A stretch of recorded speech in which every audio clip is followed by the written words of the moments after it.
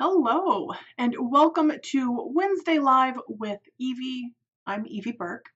And in the comments, say hello and let me know if you notice or feel like there's something special or different about decisions that you make or goals that you set that you stick with versus those that get abandoned or you're not excited about. So, if there is a difference for you, what is that difference? What does that look like for you? I'd be interested to know. So share in the comments below. If you prefer to watch this video on YouTube, I'll include the link for that below. And if you're watching this on YouTube, I'll include a link to the Facebook video in the comments. Apparently, I'm getting text messages, so here, just let me, oops, that's the wrong button. Let me turn that off, and instead I turned the, there we go.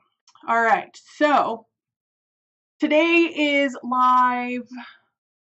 You know what? I'm not sure what the live number is now off the top of my head. 86. I knew my notes were wrong. This is live number 86. And today's topic is all about decision making. So I'm looking over at my monitor to make sure that I'm not missing any comments. So for those of you who don't know me, my name is Evie Burke, and I help women entrepreneurs take their productivity to a new level. Hi, Ellen. I'm glad to see you joined. And I help them take their productivity to a new level so at the end of the day, they don't have to worry about what didn't get done today or what's going to get done tomorrow. They can just be present with the people that they choose to spend their non-working hours with. So, as I said, today we're going to be talking about decisions and goals that we make that we stick to versus those that we don't. And it's something that's kind of been bopping around in my head for a couple of weeks as I was thinking about joining a program that seemed like a really great program. And, you know, in my head, the should said, hey, you should join that. But there was this other part of me, this quieter part of me that said, you're not going to follow through with it. This isn't something that you really need to be doing right now. And it's interesting for a couple of reasons. And one is, I don't know if you guys have a similar experience, but for some reason in my head, it feels like the popular way or the way that we see big goals or big decisions being made is you declare it boldly and proudly and loudly to everyone. And it feels like you're drawing a line in the sand and you're like, I am going to make this happen. I am going to force this to happen. I am not going to let anything get in my way. And like you're almost yelling about it, right? And I kind of had this vision of Tony Robbins, right? Because he's this tall guy with this booming voice and you know, yelling at you from stage about how you need to make this goal happen. And that never works for me. For me, if I like do that without taking into consideration kind of that quiet voice, it's not going to work. The quiet voice will laugh at me when I do this, right? It just is kind of like, yeah, you're playing all big, you're talking all big right now, but just wait, just give it a day, give it a week. We'll see who's committed. You know, it just kind of laughs at me. And I'm wondering, does anybody else have that? Am I the only one with little voices in their head that, you know, kind of laugh? And I've heard some people talk about or refer to this voice as, you know, the inner 7-year-old that's defiant and is, you know, stomping her feet and saying, you can't make me. But I don't think that's fair, and I don't think that's what it is. When I make a decision or set a goal, it's, yes, the voice is Ellen, exactly. When I set a goal with that quiet voice, that's when things get done. When that quiet voice is on board, that's when things actually move forward. I don't need a huge declaration. I don't need to tell anybody else. I just start taking steps toward that decision or in line with that decision or toward that goal or in line with that goal. And things aren't like hard. Like they might be work, but they're not like hard. And I think this is all tied into why I don't like the word hustle, because I think it goes with me. For me, I associate it with, hi Heather, I see you just joined us. I associate Heather with that, I don't associate Heather with, sorry. I associate hustle with that booming, I'm going to make this happen. And, again, that just doesn't work for me.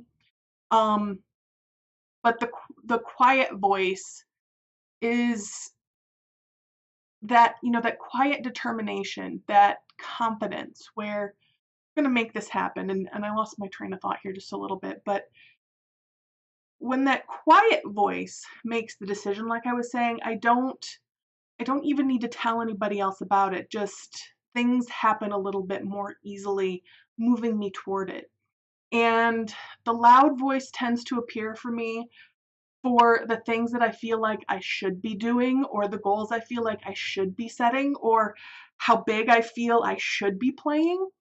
While the quiet voice shows up for me for the things that I'm really committed to, the things that are really moving me in the direction that I want to be moving. And I sent out an email to my list, kind of asking people, do you have these two voices? What does it look like for you? And in one person who responded, I was emailing her back, being appreciative for thank you for validating that I'm not the only one with these different voices in my head, or these different places that I'm making decisions from. And as I was writing the email out, I realized that instead of, the quiet voice being described as the defiant 7-year-old, which it's not, it's really intuition. It's my intuition. It's my gut telling me this is the decision you need to make, or hey, you know what, that decision, you can yell and stomp your feet and draw that line in the sand, but it's just not going to, that's not what you're actually committed to. That's not what's going to work for you. So what does tend to work for me is, so the quiet voice is the intuition, and then that loud voice is sometimes I would say, my brain, right? My brain trying to make things work and, lay out all of the plans. And my brain is really good at laying out plans, but it's making those decisions needs to come from my gut. So when things really are going well for me, when I'm really going to make a decision and stick with it, it's when I do it with that small quiet voice, when I trust that intuition, and then I use that brain part to figure out the details.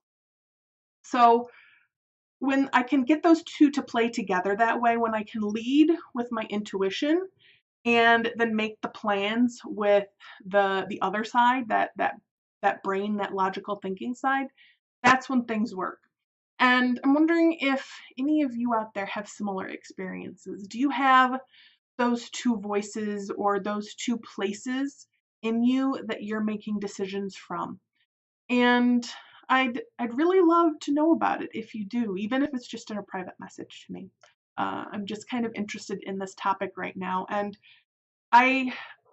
one of the reasons I didn't want to share this is I was falling victim to a little bit of the shitting all over myself, right? Because as somebody who works with people on productivity and helping people get things done, it felt like I should be encouraging them to make those grand gestures and, commit loudly and proudly and boldly.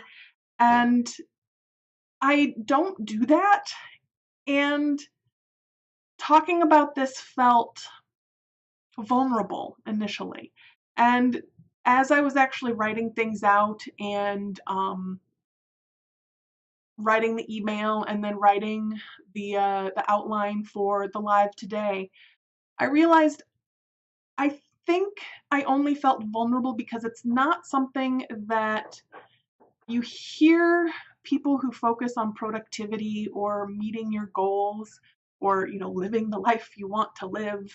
You don't hear them talking about this all of the time. And it's really too bad because I think it makes such a difference when you can get quiet or just notice that little voice inside you that is saying, go one direction or the other. The other interesting thing that happened as I was writing up my outline for today is I realized that there was a decision that for a different program than the one I mentioned earlier, that I've kind of been getting that intuitive nudge to move forward with. And the logical part of my head was coming up with all of these reasons about why it wasn't a good decision. And as I finished up writing this outline, I jumped over and I joined that program because my gut told me that's where I needed to be. So that's where I am. So anyway, let me know if you have those two voices in your head. I'd love to hear about it. And if you haven't already liked my Facebook page, head over there and like it. Then you'll get notifications when I go live. If you prefer to watch these videos on YouTube, you'll find the link to that below. And you can also like my YouTube page and subscribe to my YouTube page, I guess, my YouTube, whatever it's called. And then you'll get notifications when I get videos uploaded there. I upload videos there after I go live. And that is it for this week's Wednesday Live with Evie. I hope you have an absolutely fabulous week. And until next week, much love.